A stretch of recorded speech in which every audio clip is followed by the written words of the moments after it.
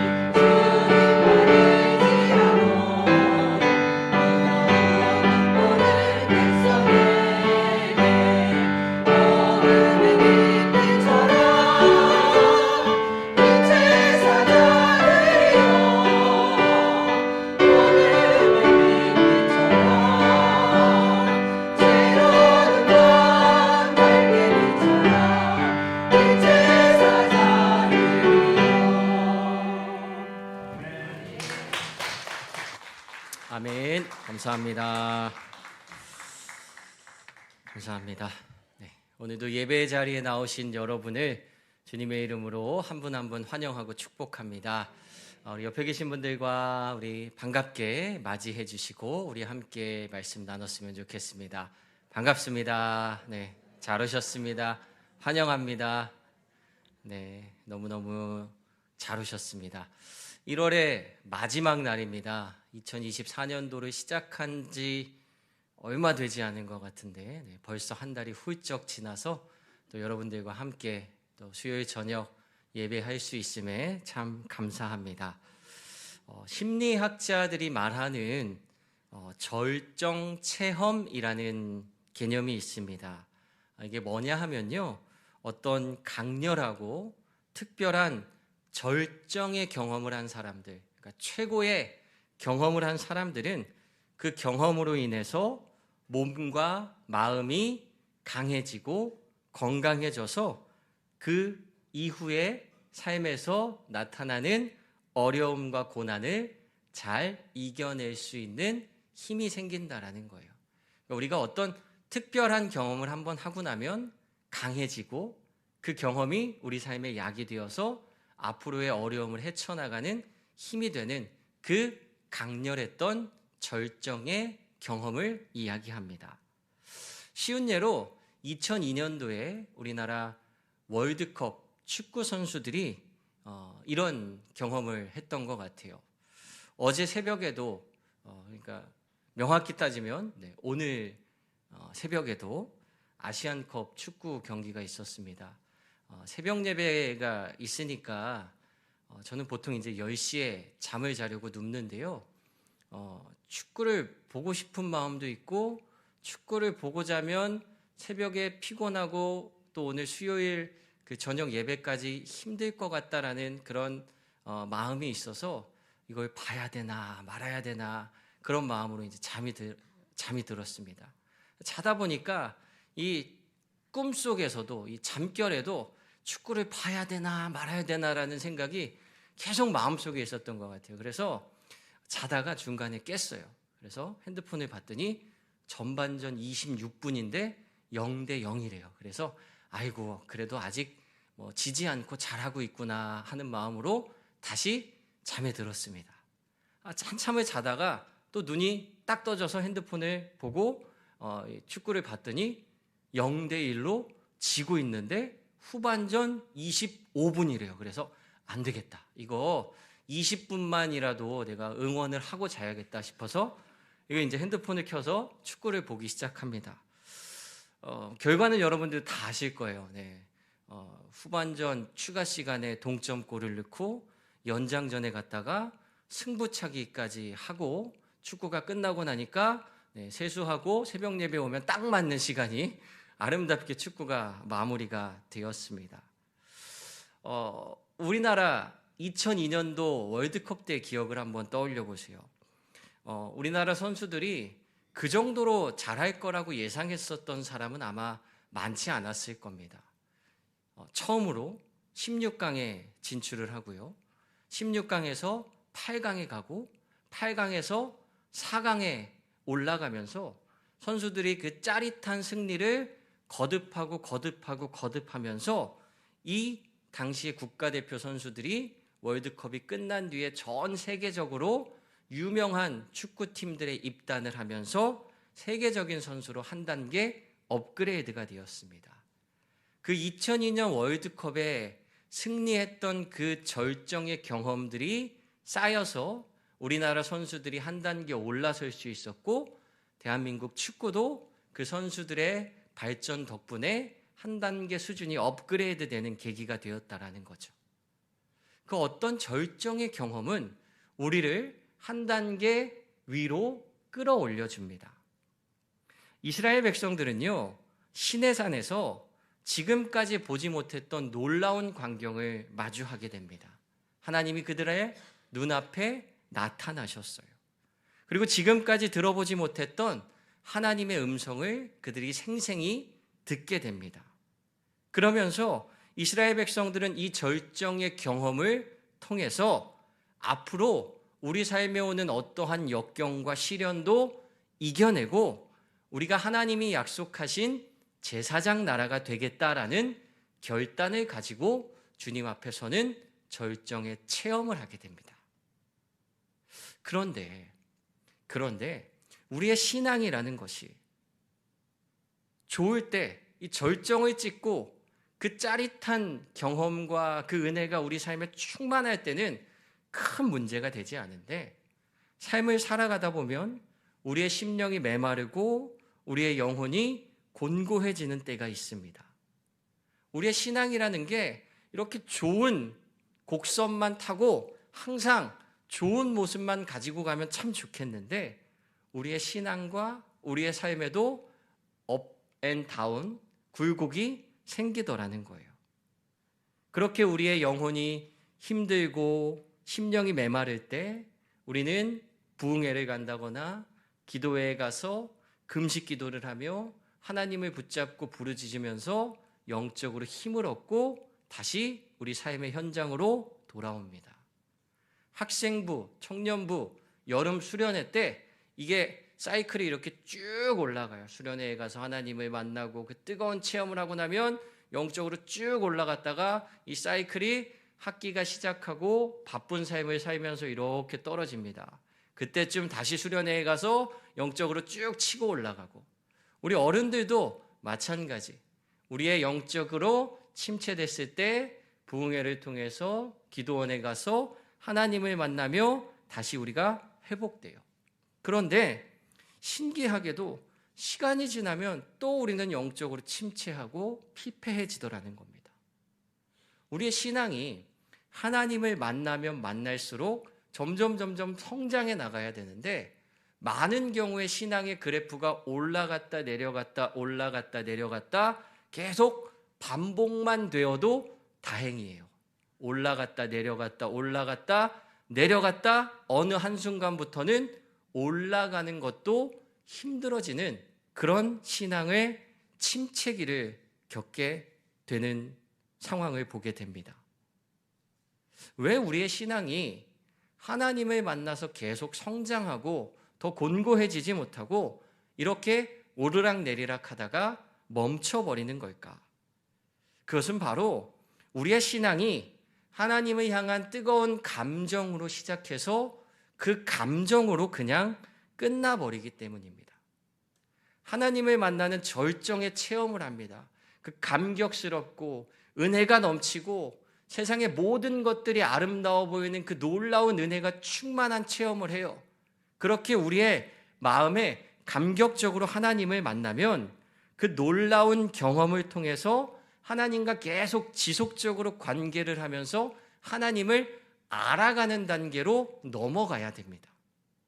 하나님을 만나서 너무 좋아요. 너무 행복해요. 그러면 하나님과 더 계속 깊이 관계하면서 하나님이 어떤 분이신지, 하나님을 말씀을 통해서 우리에게 어떤 삶을 원하고 계시는지 알매 단계로 넘어가고, 그 하나님이 어떤 분이신지를 우리가 알았다면 거기서 한 발짝 더 나아가서 우리의 신앙이 하나님이 원하시는 삶으로 변화되는 행함의 단계로 올라서야 되는데, 우리의 신앙이 매번 감정적으로만 달아올랐다가 감정이 식어버리고 다시 감정이 달아올랐다가 식어버리고를 반복하면서 침체되는 신앙에 머물러 버릴 때가 있습니다. 하나님은요, 시내산에서 이스라엘 백성들을 직접 만나 주셨습니다. 그리고는 그 감격적인 만남으로 끝나버리신 것이 아니라 그들에게 십계명 하나님의 말씀을 주시면서 돌판에 새겨주시면서 너희들은 앞으로 이 말씀을 통해서 나와 함께 관계하며 나를 알아가고 나의 이야기에 맞춰서 살아가는 특별한 관계로 행함의 신앙으로 거듭나는 길을 제시하고 계세요. 십계명을 통해서 나 하나님은 이런 존재다라는 것을 이스라엘 백성들에게 자세하게 알려주고 계십니다. 그리고 이 십계명을 통해서 하나님은 그들의 믿음이 아는 것에서 그치는 것이 아니라 행함으로 거듭나기를 촉구하고 계세요.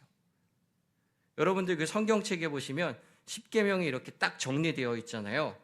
제1은 너는 나 외에는 다른 신들을 내게 두지 말라. 제2는 너를 위하여 새긴 우상을 만들지 말라. 제3은 하나님 여호와의 이름을 망령되게 부르지 말라. 안식일을 기억하라. 부모를 공경하라. 살인하지 말라. 이렇게 10개의 계명이 쭉쭉쭉쭉 나옵니다. 그런데 이러한 계명을 우리에게 구체적으로 제시하시면서 너희들이 나를 아는 것에서 그치지 말고 이렇게 행하는 삶으로 거듭나기를, 삶의 결단을 우리에게 요구하고 계시다라는 거예요. 따라서 우리의 신앙이 금세 달아올랐다가 식어버리는 그 감정놀이에 그치지 말고 하나님을 더 깊이 알아가는 온전한 믿음의 성도들이 되기를 소망합니다. 하나님을 그냥 머리로만 알고 끝나는 것이 아니에요. 우리가 성경의 말씀을 배우면서, 제가 지난주에 우리 아동부 친구들하고 예배드리러 아동부 그 예배에 들어갔다 왔습니다. 갔는데 아이들이요, 얼마나 그동안 그 하나님 말씀을 잘 배웠는지, 제가 마침 우리가 수요 예배마다 출애굽기 말씀을 보고 있는데 아이들도 제가 지난주에 설교한 게 여리고성 들어가는 얘기를 하면서 그 전주까지 광야에서 있었던 이야기들을 배웠다고 하더라고요. 제가 궁금해서 아이들한테 물어봤어요. 얘들아, 광야에서 하나님이 만들어주셨던 기적이 어떤 기적들이 있니? 라고 물어봤는데 아이들이요, 하나하나 다 대답을 하는 거예요. 하나님이 바다를 갈라주셨어요. 그리고 하나님이 광야에서 만나랑 메추리알을 주셨어요. 이렇게 메추리알을 주셨대요. 그래서 얘들아, 메추리알이 아니라 새야, 새. 그랬더니 그랬어요. 그러면서, 그리고 하나님이 또 요단강을 그 여리고성으로 들어갈 때 요단강을 갈라주셨던 이야기, 여러 가지, 물이 없을 때 물을 주셨던 이야기, 또 쓴물을 단물로 바꿔주셨던 이야기, 이런 것까지 아이들이 하나하나 그 하나님에 대한 지식을 다 알고 있는 거예요. 그러면서 제가 아이들과 말씀을 나누고 나오면서 딱 한 가지를 부탁했어요. 얘들아, 이거 참 중요해. 아이들 광야에서 무슨 일이 있었고 만나와 메추라기 이런 거 참 중요해. 근데 이거는 성경 퀴즈 풀 때 중요한 거고 진짜 중요한 건 뭐냐 하면 그래서 그 광야에서 그 아무것도 없는 그 땅에서 하나님이 이스라엘 백성들을 만나 주셨고 하나님께서 여리고성을 무너뜨려 주셨던 것처럼 너희들이 가지고 있는 어려움을 하나님이 의지할 때 하나님 말씀을 순종할 때 하나님이 너희들의 삶에 함께 해주신다는 것을 기억했으면 좋겠어요. 이런 부탁을 하고 왔어요. 저는 우리들의 신앙도 마찬가지였으면 좋겠어요. 솔직히 저는 좀 창피한데 성경의 디테일한 것들은 잘 잊어버립니다. 어디서 뭘 했는지 지명의 이름도 헷갈릴 때가 있고요. 정확하게 어디서 어떤 일이 있었는지 간혹가다 이게 잘 머릿속에 기억에 남지 않을 때가 있어요. 근데 제 마음속에 분명하게 기억에 남는 것이 있습니다. 하나님이 이스라엘 백성들과 함께 해주셨듯이 오늘 나와 함께 하신다는 것. 우리의 신앙이 그렇게 아는 것에서 그치는 것이 아니라 내 삶을 통하여 고백되고 실천으로 나아갈 수 있는 성숙한 신앙이 되기를 소망합니다. 그러면 우리가 이 10계명을 통해서 하나님이 우리에게 뭐라고 말씀해 주시고 우리 삶에 어떤 결단을 요구하시는지를 함께 살펴봤으면 좋겠어요.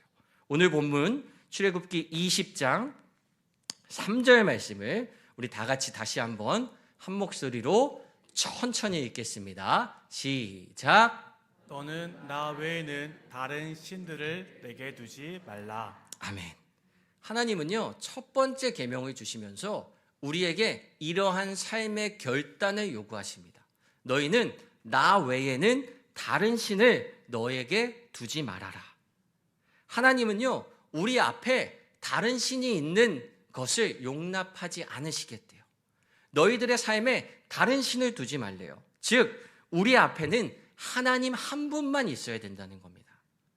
이 시선을 그대로 이렇게 반대로 이렇게 틀어보세요. 우리 앞에는 하나님만 있어야 돼요. 근데 이거를 이렇게 돌려보면 하나님 앞에 우리가 항상 있어야 한다라는 말씀으로 이 말씀을 바꿔서 해석할 수 있겠죠. 너희들은 어떤 일이 있어도 내 앞을 떠나지 말아라 라는 하나님의 말씀입니다. 이스라엘 백성들은요, 하나님이 주신 이 10가지의 계명을 굉장히 소중하게 여겼습니다. 그도 그럴 것이 하나님이 직접 그들에게 나타나시고 말씀해 주셨던 이 말씀을 잘 지키면 노예였던 이스라엘 백성들을 제사장 나라가 되게 하겠다 하셨어요. 노예는요, 당시 계급 중에서 가장 하층민인데 제사장은 가장 높은 계급 중에 하나입니다. 그 가장 비천한 사람을 가장 낮은 사람들을 가장 귀한 곳으로 올려서 사용하시겠다라는 하나님의 약속이 있었기 때문에 이스라엘 백성들은 이 10계명의 말씀을 정말 잘 지키고 싶었어요. 그래서 처음에 주신 이 10개의 계명을요, 세분화해서 지키기 시작합니다. 그래서 10가지의 계명이 613가지 조항으로 늘어났어요. 잘 지키려고 세분화한 거예요. 그러다가 시간이 지나면서 이 율법이 점점 더 세분화돼서 나중에는 2134개의 조항으로 구체적으로 하나하나 이렇게 늘어나게 됩니다. 이 율법이라는 게 나쁜 게 아니거든요. 하나님이 이스라엘 백성들에게 주셨던 아주 반드시 잘 지켜야 할 그 말씀인데 이게 시간이 지나면서 그릇된 욕망으로 인해서 이상하게 변질되기 시작합니다. 제가 군대에 있을 때 경험했던 굉장히 이상한 규칙이 한 가지가 있었어요. 저는 저희 부대의 정문을 지키는 경비병이었습니다. 여러분들 군대 앞에 가시면 이렇게 군인들이 이렇게 헬멧, 하이바 멋있는 거 쓰고 이렇게 눈 여기까지 딱 가리고 이렇게 어깨 딱 펴고 총 이렇게 딱 들고 부대 앞에 서서 사람들 지나가면 못 들어오게 딱 통제하고 군인들 들어가면 경례 딱 하고 하는 그 경비병이었어요. 그래서 저희 부대는 저희 소대는 이렇게 모두가 함께 지내는 그 막사가 아니라 부대 정문 앞에 있는 저희들만 따로 사는 조만한 막사에서 독립적으로 생활하고 있었습니다. 그래서 거기는 나름대로 그들만의 문화라는 게 존재했어요. 그게 뭐냐 하면 아침에 기상나팔이 딱 울리잖아요.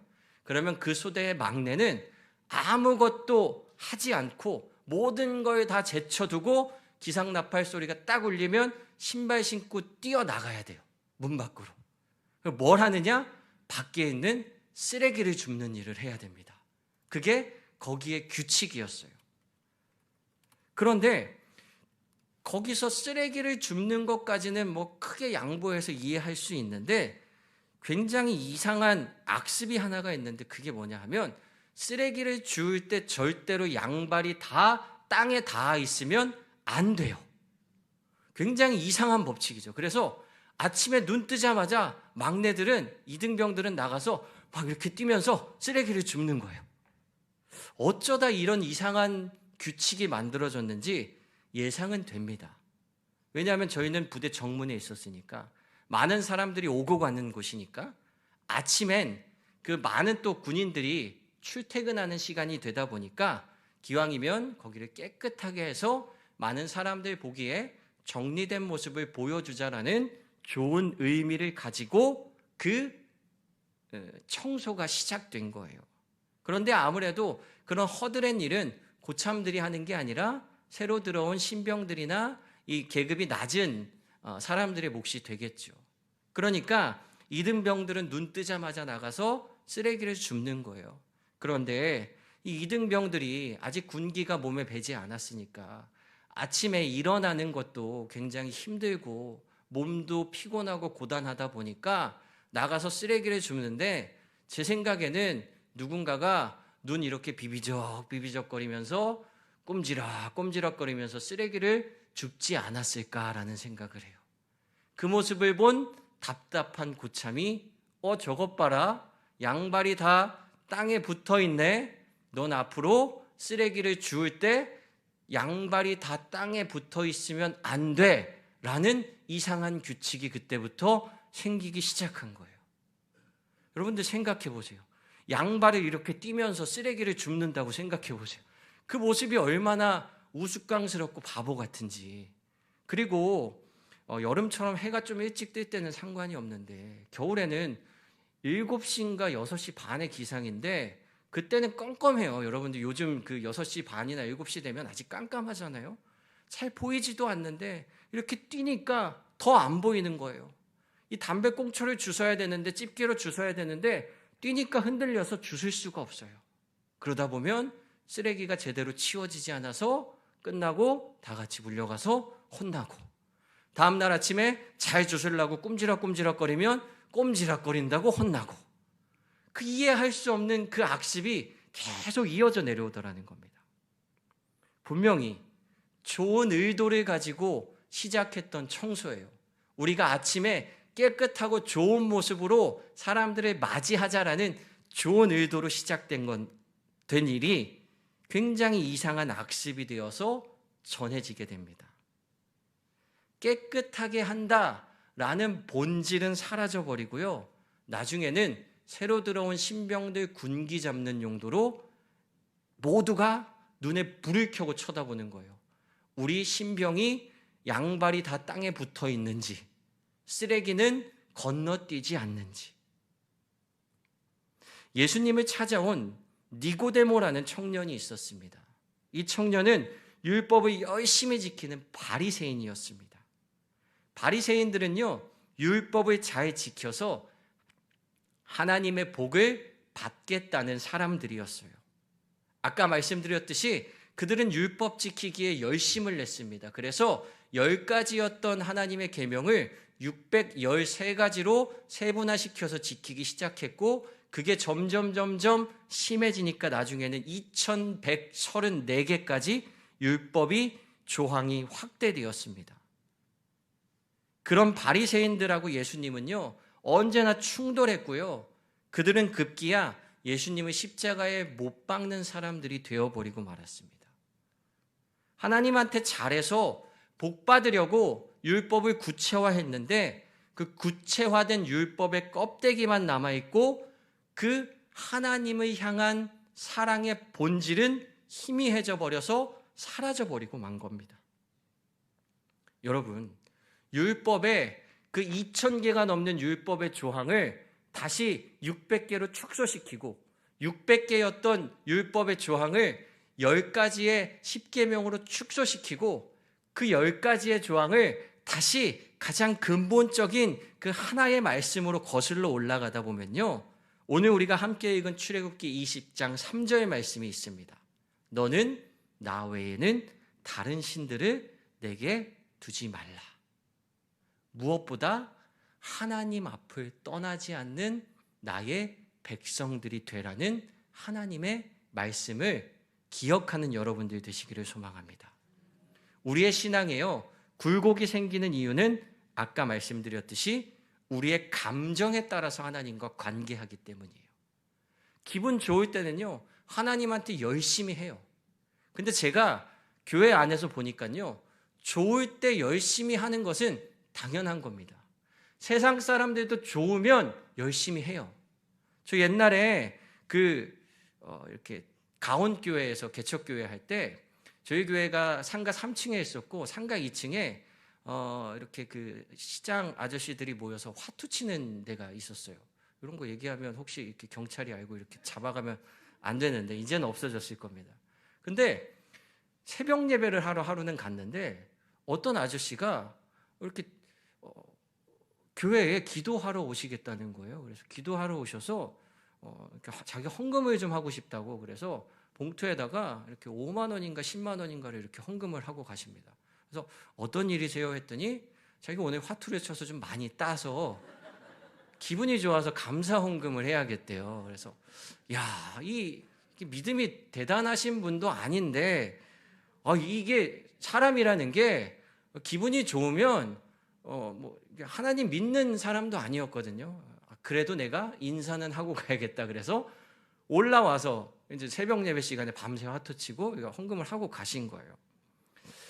뭔가 좋은 일이 생기면요, 우리는 좋습니다. 열심히 해요. 우리 삶에 좋은 일이 생기잖아요. 그럼 우리가 하나님 앞에 열심히 합니다. 좋은 일이 생겼는데도 열심히 안 하면 정말 이렇게 배은망덕한 사람이에요. 세상에서도 그러지 않습니다. 그런데 살다 보면 때로는 모든 일이 내 생각처럼 되지 않고 내 뜻대로 안 풀리는 일을 만날 때가 있습니다. 우리의 인생길이 광야와 같은 길을 거닐 때가 있어요. 힘들고 고단하고 지치고 우울합니다. 그래서 그 힘든 상황 속에서 하나님을 떠나버려요. 힘드니까. 그런데 여러분, 절대로 그 시험 앞에 넘어지지 않는 우리들의 믿음이 되기를 소망합니다. 하나님은요, 애초에 우리를 넓고 편안하고 좋은 길로 부르지 않으셨어요. 우리가 살펴보고 있는 이 출애굽기 말씀을 보면요, 하나님은 우리를 엑소더스 시키셨습니다. 길 밖으로 부르고 계세요.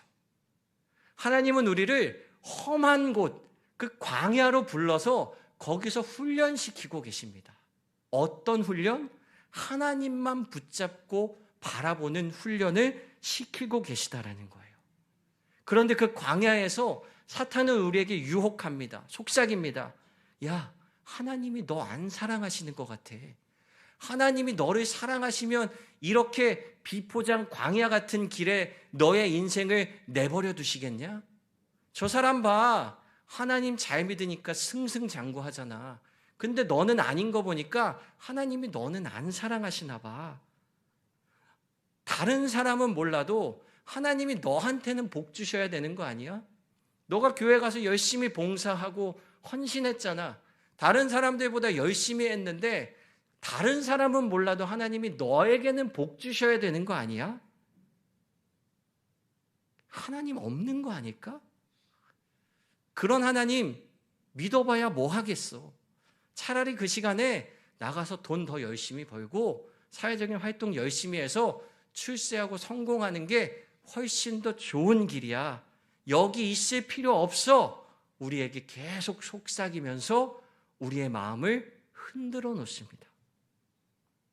여러분, 오늘 우리에게 주신 그 하나님의 말씀을 다시 한번 마음속에 깊이 새기시기 바랍니다. 출애굽기 20장 3절 말씀, 우리 다 같이 한 번만 더 한 목소리로 고백했으면 좋겠어요. 너는 나 외에는 다른 신들을 내게 두지 말라. 하나님은요, 너희는 나 여호와 하나님 외에는 다른 곳에 가면 안 돼. 너희는 다른 곳에 가서는 살 수가 없어. 다른 곳에서 너희를 파멸하고 흔들려고 유혹하더라도 그 손길에 넘어지면 안 돼. 흔들리지 마. 너희들은 내 앞에만 있어야 돼. 너희들의 앞에는 항상 나 여호와 하나님이 지키고 있을 거야. 다른 데 가서 기웃기웃하지 마. 이게 어떤 모습이냐 하면요, 엄마가 아이 손을 꽉 잡고 이런 얘기해 주잖아요. 누구야, 혹시 모르는 아저씨가 맛있는 거 사준다고 하면 절대로 따라가면 안 돼. 엄마 손 꼭 붙잡고 있어야 돼. 다른 사람들 따라가는 게 아니라 엄마랑 있어야 돼 라고 이야기하는 것과 같이 하나님은 우리에게 너희는 내 앞을 절대로 떠나면 안 돼. 내가 너희들 지켜줄 거야. 내가 너희들 복되게 할 거야. 그러니까 내 앞에서 벗어나지 마. 다른 데 가서 다른 아저씨가 맛있는 거 사준다고 거기 혹해서 따라가지 말고 나와 함께 하자. 너희는 나 외에는 다른 신을 너희에게 두면 안 돼 라고 말씀하고 계세요. 코람데오라는 말이 있습니다. 오늘 설교의 제목을 코람데오라고 적어봤어요. 코람이라는 말과 데우스라는 단어가 합쳐진 말입니다. 무엇 앞에서 라는 코람이라는 단어와 데우스, 하나님, 신이라는 단어가 합쳐져서 하나님 앞에 있다라는 말이에요. 성경을 보면요, 모든 실패하는 상황은요, 하나님을 떠났을 때 실패를 경험하게 됩니다. 다윗이라는 왕, 여러분들 너무나도 잘 아실 거예요. 그는 언제나 하나님 앞에 있었던 사람입니다. 다윗이 시편 23편 4절 말씀에 이런 고백을 해요. 내가 사망의 음침한 골짜기로 다닐지라도 해를 두려워하지 않을 것은 주께서 나와 함께 하시니라. 주의 지팡이와 막대기가 나를 안위하시나이다. 이 놀라운 고백을 보세요. 하나님 앞에 있었던 다윗은요, 사망의 위협에도 두려워하지 않습니다. 하나님 앞에 있으니까. 하나님 앞에 있으면요, 우리는 절대 흔들리고 넘어지고 쓰러지지 않고 실패하지 않습니다. 그런데 그런 다윗이요, 하나님을 떠났던 적이 있었어요. 밧세바라는 그 여인의 아름다움에 취해서 잠시 홀린 듯이 하나님 앞을 떠나 넘지 말아야 할 그 선을 넘어버리는 일이 있었습니다. 그리고는 자신의 그 취악한 죄를 은폐하기 위해서 살인을 저지릅니다. 하나님 앞을 떠났을 때 그의 인생은 그대로 그렇게 파멸의 길로 내리막하는 상황이었어요. 그런데 그때 다윗은 다시 회개하며 하나님 앞에, 말씀 앞에 설 수 있었고, 하나님은 그의 죄를 사해 주시며 그를 다시 존귀한 자로 세워주셨습니다. 하나님 앞에 설 때에 회복되는 은혜를 경험하게 하신 거예요. 어떤 상황 속에서도요, 하나님 앞에 서는 여러분들이 되시기를 소망합니다. 하나님을 벗어나야 하는 핑계가 너무나도 많아요. 사는 게 바빠서, 일이 바빠서 교회 가지 말고 일터에서 일 더 많이 하고 돈 더 많이 벌고 그래서 성공해야 한다라고 세상은 유혹합니다. 하나님 앞에서 우리를 벗어나게 만들려 해요. 공부해야 된다 그래요. 교회 와서 예배 드리면 안 되고 그 시간에 학원 가서 공부하고 교회 와서 같이 활동하고 연합하는 것보다 그 시간에 공부하는 게 시험에 합격하는 지름길이라고 우리의 마음속에 속삭입니다. 교회 와서 있는 시간 동안 불안하게 만들어요. 이 시간에 다른 친구는 공부할 텐데. 힘들면 쉬어야 된다라고 우리를 유혹합니다. 머리도 식히고 마음도 식히고 여행 가야지. 주일날 매주 교회 오면 힘들잖아. 우리도 여행 가서 몸도 마음도 좀 쉬어야지. 그렇게 우리를 자꾸만 하나님 앞에서 벗어나게 하는 그런 유혹들이 우리의 삶에 순간순간 계속해서 찾아옵니다. 주일날 교회만 안 가도요, 시간 되게 많을 것 같아요. 그죠? 주일날 교회 가는 것까지 양보할게요. 오케이. 교회 가서 봉사만 안 해도 안 힘들 것 같아요. 교회 가서 큰맘 먹고 봉사까지 할게요. 오케이, 그것도. 봉사하면서 사람들하고 부딪히지만 않아도 신앙생활 좀 할만할 것 같아요. 스트레스 안 받고 행복하게 신앙생활 할 수 있을 것 같습니다. 그런데 여러분, 아니에요. 제가 보니까요, 그럼에도 우리는 하나님 앞에 있을 때 우리의 영이 회복되고 충만해지는 놀라운 은혜를 경험하는 하나님의 자녀들이라는 정체성을 명확하게 기억하시기를 소망합니다. 우리는 하나님 앞을 벗어나면 약해질 수밖에 없어요. 왜냐하면 우리의 뿌리가 하나님께서 나왔기 때문이에요. 그런데 우리의 뿌리가 자꾸 하나님이 아니라 다른 곳을 향하고 있어요. 하나님께서 주시는 그 사랑과 은혜가 충만하게 넘쳐야지 우리의 영혼이 소생하고 힘들고 어려운 상황 속에서도 기쁨의 찬양을 부르며 하나님을 고백할 수 있는데, 우리의 뿌리가 자꾸 세상을 향하고 돈을 향하고 성공을 향하고 나의 즐거움을 향하면 거기서 오는 기쁨과 충만함은 절대 우리를 만족시킬 수 없습니다. 그래서 오늘 본문에서 하나님은 가장 먼저 이스라엘 백성들에게 첫 번째 계명을 주시며 뭐라고 말씀하고 계십니까? 오늘 본문 3절 말씀 한 번만 더 같이 읽겠습니다. 너는 나 외에는 다른 신들을 내게 두지 말라. 코람데오, 언제나 어떤 상황 속에서도 하나님 앞에 있는 여러분들 되시기를 소망합니다. 하나님 앞에 있기를 힘쓰는 여러분들이 되시기를 축복합니다. 기도하겠습니다.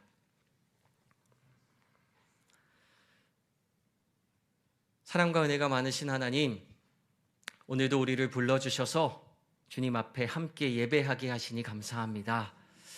힘들고 피곤하고 복잡한 분주한 삶 가운데 이 시간을 구분하여 마음을 구분하여 삶을 구별하여 우리가 예배하기 위해 하나님 앞에 나왔습니다. 하나님 앞에 있는 이 순간이 우리가 회복되는 시간이고, 하나님 앞에 있을 때에 우리의 삶에 주님의 사랑과 은혜가 다시금 채워지는 놀라운 삶을 경험하게 될 줄로 믿습니다. 세상은 우리를 유혹합니다. 하나님을 떠나라고, 하나님 곁에 있으면 피곤하고 힘들고 어렵다고 우리의 마음을 충동질합니다. 하지만 주님, 어떠한 일이 있어도 하나님 앞에 머무는 저희들의 삶이 될 수 있도록 주님 지켜주시옵소서.